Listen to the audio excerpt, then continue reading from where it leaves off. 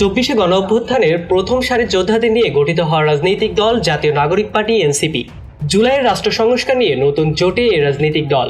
ত্রয়োদশ জাতীয় সংসদ নির্বাচনকে সামনে রেখে বেশ কিছুদিন ধরে আলোচনা চলছে জোটে কোন দল যাবে কার সাথে। বাংলাদেশের বড় রাজনৈতিক দল বিএনপির সাথে যাচ্ছে এনসিপি, নাকি জামায়াতের সাথে হচ্ছে নতুন জোট? এর জল্পনা কল্পনার অবসান ঘটল এবার। রোববার বিকেলে রাজধানী ঢাকা রিপোর্টার্স ইউনিটে এক সংবাদ সম্মেলনে এনসিপির আহ্বায়ক নাহিদ ইসলাম জোটের আনুষ্ঠানিকতার ঘোষণা দেন। এই জোটকে বলা হচ্ছে জুলাই গণঅভ্যুত্থানের অঙ্গীকার রক্ষা ও নতুন রাজনৈতিক বন্দোবস্ত বিনির্মাণে আগ্রহীদের রাজনৈতিক ও নির্বাচনী ঐক্য। জোটে থাকা দলগুলো হলো জাতীয় নাগরিক পার্টি এনসিপি, আমার বাংলাদেশ এবি পার্টি, রাষ্ট্র সংস্কার আন্দোলন। নতুন এই জোটের নাম গণতান্ত্রিক সংস্কার জোট। নাহিদ ইসলাম বলেন, এটি শুধু নির্বাচনী জোট নয়, এটি হতে চলেছে রাজনৈতিক জোট। এনসিপি ঐক্যবদ্ধভাবে কাজ করবে। সামনে আরো বেশ কিছু রাজনৈতিক দলের সাথে আলোচনা চলছে। আগামী নির্বাচনে সবাই একসাথে লড়বে। আমাদের এই জোট প্রক্রিয়া আরো কিছু সংগঠনের নাম আপনারা শুনেছেন, মিডিয়াতে এসেছিল, তাদের সাথে আলাপ আলোচনা চলমান রয়েছে।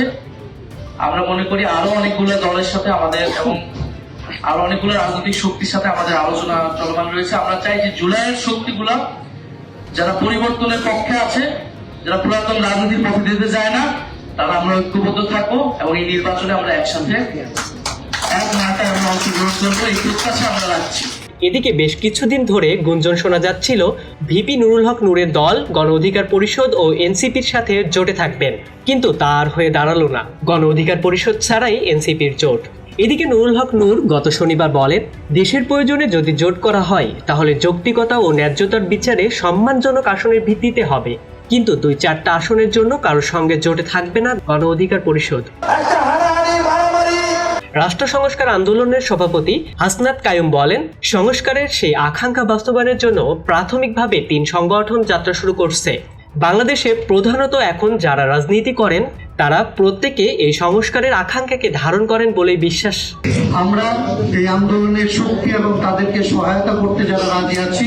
এবি পার্টির চেয়ারম্যান মুজিবুর রহমান ভূঁইয়া মঞ্জু বলেন, জুলাই অভ্যুত্থানের ভিত্তিতে বাংলাদেশকে একটি নতুন রাজনৈতিক দিশা দেওয়ার জন্য প্রাথমিকভাবে 3টা দল হাতে হাত মিলিয়ে আপনাদের সামনে এসে দাঁড়িয়েছি। পুরানো রাজনীতি দিয়ে কিন্তু পুরানো রাজনীতির ফ্যাসিবাদকে দমন করা যায় নাই।